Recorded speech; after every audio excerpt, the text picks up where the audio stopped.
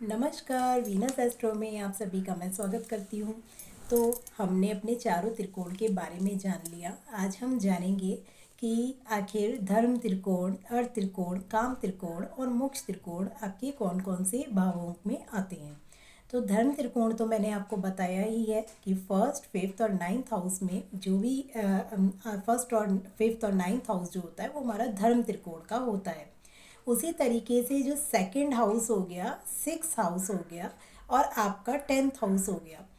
Second house कुटुंब का हुआ और आपके धन संपत्ति का हुआ। तो धन संपत्ति का भाव है तो इसे अर्थ त्रिकोण में दिया गया। सिक्स हाउस जो होता है वहाँ से आप अपना लोन भी देखते हैं, कर्जा देखते हैं, तो इसका भी कहीं ना कहीं धन से संबंधित है, इसलिए सिक्स हाउस को भी अर्थ त्रिकोण में रखा गया। टेंथ हाउस आपके कर्म का क्षेत्र है, प्रोफेशन जो भी, चाहे अपनी सर्विस करते हैं, बिजनेस करते हैं, सब में आप कोई ना कोई कर्म करके पैसा कमाते हैं, तो इसको भी हमारा अर्थ त्रिकोण में रखा गया। तो इस तरह कितना इजी हो जाएगा अगर आप इसे इस तरीके से जानेंगे, इसलिए मैं इसे बहुत ही सिंपल वे में आपको समझाने की कोशिश कर रही हूँ। जिनको एस्ट्रोलॉजी थोड़ा सीखना है, समझना है, तो वो इसे बहुत इजी वे में समझ सकते हैं। थर्ड आपका आता है काम त्रिकोण।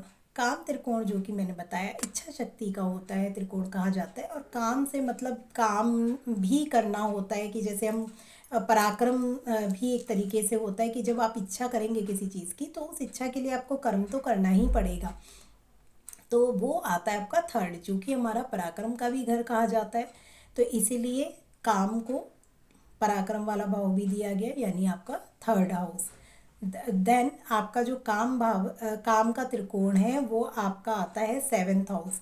तो सेवेंथ हाउस आपके लाइफ पार्टनर भी होता है, आपका बिजनेस का भी होता है, जो आपका बिजनेस पार्टनरशिप का होता है, और आपकी डेली इनकम का भी यही भाव होता है। तो इसको भी काम त्रिकोण में रखा गया।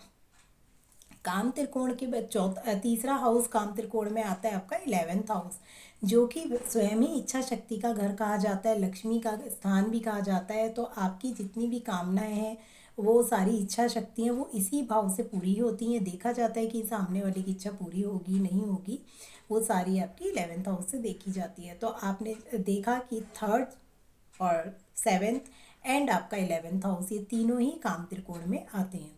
चौथे नंबर पे आपका आता है मोक्ष त्रिकोण। मोक्ष त्रिकोण में आपका फोर्थ हाउस आता है, जो कि आपके घर का है, माँ का घर है। तो वहाँ से भी आपका मोक्ष त्रिकोण आता है। और जो इसका दूसरा आता है वो आपका अष्टम भाव होता है। अष्टम भाव तो वैसे ही आप सभी जानते हैं, मृत्यु का स्थान कहा जाता है, कि मृत्यु को यहीं से देखा जाता है। तो वहाँ से भी मोक्ष को, इसलिए एट्थ हाउस को मोक्ष की प्राप्ति वहाँ से भी मिलती है। वैसे हमारा ट्वेल्थ हाउस तो है ही मोक्ष का, उसको तो मोक्ष का ही घर बोला गया है, पर मृत्यु का घर जो एट्थ हाउस है वो भी हमारा मोक्ष त्रिकोण में आता है। एंड देन थर्ड हाउस, जो कि तीसरा अगर हम घर देखें तो वो हमारा है ट्वेल्थ हाउस, जो कि मोक्ष त्रिकोण का कहलाता ही है।